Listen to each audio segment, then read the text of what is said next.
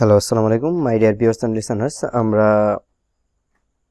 Office ওয়ার্ডের দ্বিতীয় পর্বে ইনসার্ট প্যানেল নিয়ে আলোচনা করেছিলাম। তো আমরা এই পর্যায়ে যেটা আলোচনা করব সেটা হচ্ছে ডিজাইন ট্যাব। তো চলুন আজকের যে অফিস ওয়ার্ডের পর্ব 3 আমরা শুরু করি। তো প্রথমে আমি আমার অফিস ওয়ার্ডটি ওপেন করে নিব, তারপর নতুন একটি ব্ল্যাঙ্ক ডকুমেন্ট নিব এবং আপনাদের কাজটি ভালোভাবে বোঝানোর জন্য আমি যে কাজ করব, ফাইল, অপশনস, এখান থেকে অ্যাডভান্স, তারপর এখান থেকে হচ্ছে টেক্সট বাউন্ডারিজ। ওকে, তো আমি এটা নিয়ে নিলাম বাউন্ডারিটা দেওয়ার জন্য। তো আমাদের ডিজাইন ট্যাব, আমরা হোম ট্যাব আলোচনা করে ফেলেছিলাম, ইনসার্ট ট্যাব আলোচনা করে ফেলেছিলাম, তারপর হচ্ছে ডিজাইন ট্যাব। ওকে, তো ডিজাইন ট্যাবের প্রথমে যেটা আছে সেটা হচ্ছে থিমস। এটা হচ্ছে সাধারণত যে আপনি যদি কোনো বুক কভার পেজ তৈরি করতে চান, যেমন বই লিখতে যাচ্ছেন, এটার একটা কভার পেজ প্রয়োজন আছে, তখন এই থিমসটার প্রয়োজন পড়ে। আপনি ইচ্ছা করলে যদি আপনার কোনো থিমস অফিস ওয়ার্ড টেমপ্লেটের করা থাকে সেটি আপনি ব্রাউজ করে নিতে পারবেন, অথবা আপনি আবার কাস্টম থিম তৈরি করতে পারবেন। তো যদি আপনি ক্লিক করেন তাহলে এরকম যে থিমের যে ইয়েটা আছে, অপশনগুলো আছে, সেগুলো চলে আসবে। তো এটা নিয়ে আমি এত গুরুত্বপূর্ণ মনে করি না, এটা আর এই কাজ অফিস আওয়ারে কি করেও না। এইগুলো কাজগুলো সাধারণত যেমন বুক কোনো লেখালেখি করার জন্য সাধারণত মানুষ অ্যাডাব ফ্রিমেক এরকম বা অ্যাডাব ওয়ান ইনকপি, সরি অ্যাডাব ইনকপি, তারপরে অ্যাডাব ইন ডিজাইন, হ্যাঁ, এইগুলো ব্যবহার করে থাকে। এটা সাধারণত ব্যবহার করে না। তারপরেও ফটোশপ বা ইলাস্ট্রেটরের মতো যে গ্রাফিক্যাল সফটওয়্যারগুলো আছে এগুলো ব্যবহার করে থাকে। তো আমি এটা নিয়ে আলোচনা করবো না। তারপরে যেটা আছে সেটা হচ্ছে একটা ডিজাইন ট্যাব। এখানে বিভিন্ন ধরনের টাইটেল বা লেফট ফ্রন্টের যে স্ক্রিপ্ট আছে, স্ক্রিপ্টের যে স্টাইলগুলো এখানে দেওয়া আছে। তো এটা বোঝাই, এটা দরকার পড়তে পারে। তো আমি প্রথমে কতগুলো সেন্টেন্স নিয়ে নিব।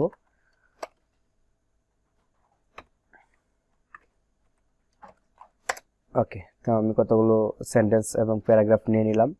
এখন আমি সবগুলোকে কন্ট্রোল এ ধরে কপি করি। কপি করার পর সিলেক্ট করি, কপি নয়, কপি দিলে কন্ট্রোল সি, আর সবগুলো একসাথে সিলেক্ট করলে হচ্ছে কন্ট্রোল এ। তো কন্ট্রোল এ ধরে আমি সবগুলোকে সিলেক্ট করলাম। সিলেক্ট করার পর আমি যখন এখানে যে এরো বাটনটা আছে এটাতে যখন ক্লিক করব তখন সবগুলো অপশন বেরিয়ে আসবে। এবার আমি হোভার করে দেখাই আপনাদেরকে, আপনারা একটু খেয়াল রাখবেন। যদি এটাতে হোভার করে এটা নর্মাল সাইজ, এটা ধরলে একটু 10 হয়, এটা ধরলে আর একটু ফাঁকা হয়, এটা ধরলে আর একটু হয়, তাহলে এটা বিভিন্ন ধরনের সাইজ আপনাদেরকে দেখিয়ে দিবে। আপনারা খেয়াল খুশি মতো নিতে পারবেন এটা। যদি আমি এটা নিই, দেখেন খেয়াল করেন প্রত্যেকটি ওয়ার্ড কিন্তু একসাথে, হ্যাঁ, লেগে গেল এবং প্রত্যেকটি সেন্টেন্সেরও যেই স্পেসটা ছিল সেটা একদম হয়ে গেছে। তো এখানে আরো অনেক অপশন রয়েছে, আপনারা ইচ্ছা করলে ব্যবহার করে দেখতে পারেন যার যার রুচি অনুযায়ী।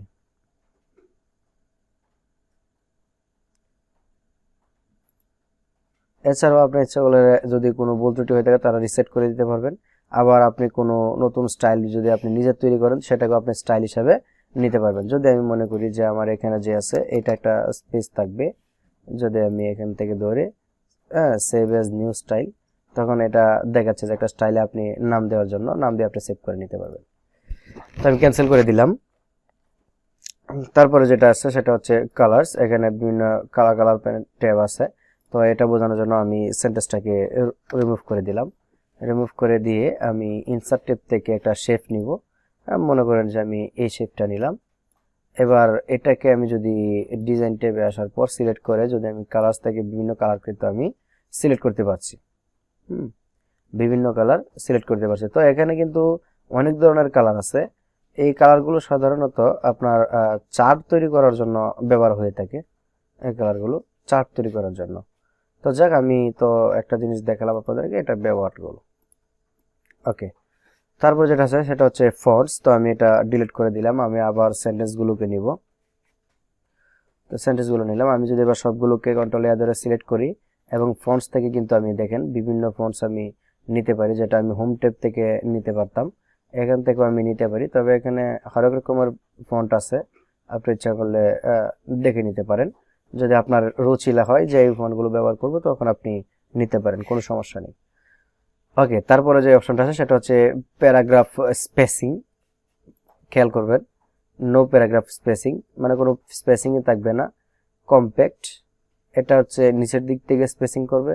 আর রাইট, টাইট হবে, টাইট মানে একটু স্পেসটা এক জায়গায় চলে আসার চেষ্টা করবে, মানে যে যতটুকু ফাঁকটা আছে সেই ফাঁকটা অনুযায়ী নর্মাল ভাবে এটা থাকার চেষ্টা করে। সাধারণত দেখেন এটা 6 ফিট, আপনি যদি কম্প্যাক্টটা ক্লিক করেন তাহলে দেখবেন 4 ফিট, মানে একটা থেকে এটা 4 ফিটই দূরত্বে। তারপর হচ্ছে 6 ফিটি, ওপেন দিলে হবে 10 ফিটি, রিলেটেড হচ্ছে 6 ফিটি, আর ডাবল দিলে হয় 8 ফিটি। তো এগুলো আশা করি যখন আমি হোভার করতেছি তখন দেখতেছেন আপনারা যে ডাবল দিলে 2 পেজে আসছে এবং অনেক ফাঁকা ফাঁকা হয়ে যায়। এটাকে বলা হয় প্যারাগ্রাফ স্পেসিং।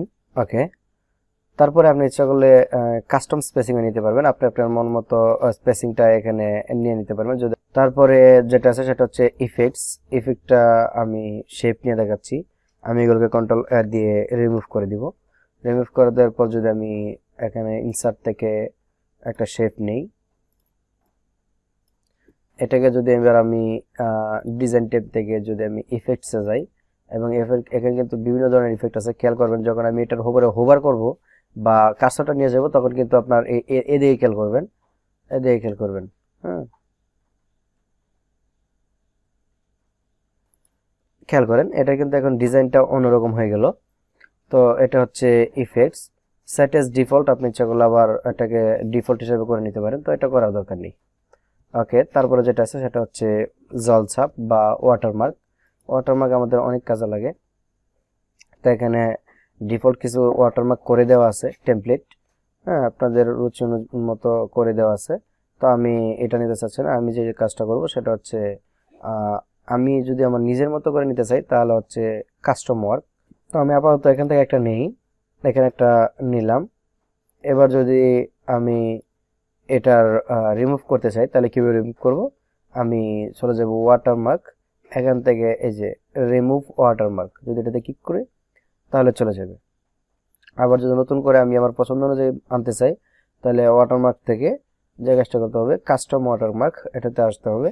এসে আপনি যদি কোনো ওয়াটারমার্ক না চান তাহলে নো ওয়াটারমার্ক সিলেক্ট করবেন। যদি আপনি কোনো পিকচার দিতে চান তাহলে পিকচার সিলেক্ট করবেন, যে এখানে সিলেক্ট পিকচার, এখানে অপশন থাকবে যে ওয়ার্ক।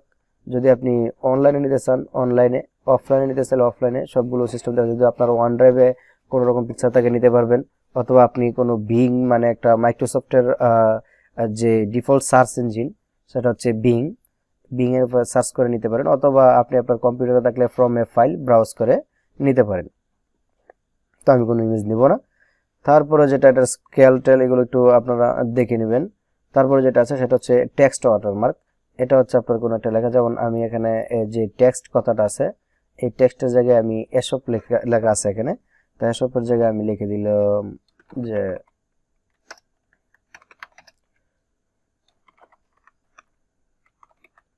Hello learners. ওকে, তো আমি লিখে দিলাম। তো এই জিনিসটা বাকি সবগুলো আমি ঠিক রাখবো। আর যদি এখান থেকে সাইজ আপনার ইচ্ছা অনুযায়ী দিতে পারবেন, তাই মোটো দিয়ে রাখুন যেন ফিল আপ হয়। আর আপনারা এখান থেকে কালার দিতে পারবেন। মনে রাখবেন ওয়াটারমার্ক দিলে কখনো উজ্জ্বল কালার দিবেন না, যত গ্রে কালার রাখা যায় ততই ভালো। ওকে, আমি এবার অ্যাপ্লাই করলাম। ওকে, ক্লোজ। তাহলে এই যে হ্যালো লার্নার্স, আশা করি আপনারা জলছাপটা বুঝতে পেরেছেন। যদি আপনি আপনার পছন্দ অনুযায়ী কাস্টম জলছাপ নিতে চান তাহলে ওয়াটারমার্ক, সেখান থেকে কাস্টম ওয়াটারমার্ক। আর যদি ভালো না লাগে তাহলে হচ্ছে রিমুভ ওয়াটারমার্ক।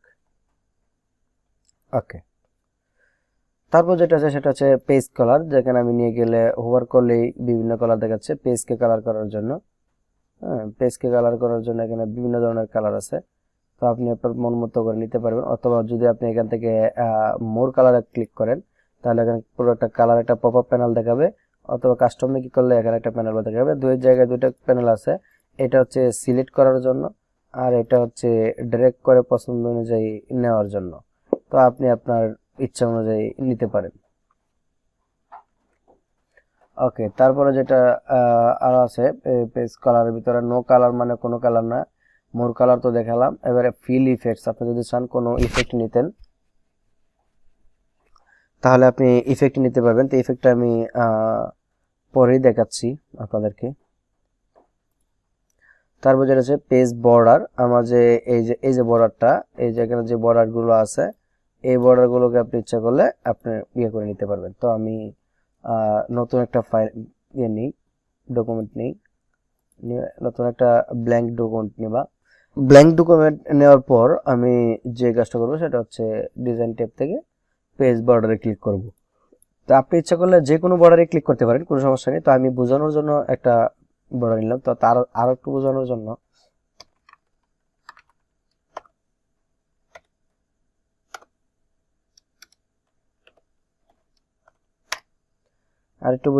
আমি অনেকগুলো সেন্টেন্স নিয়ে নিলাম। এবার সবগুলো কন্ট্রোল এ ধরে সিলেক্ট করব।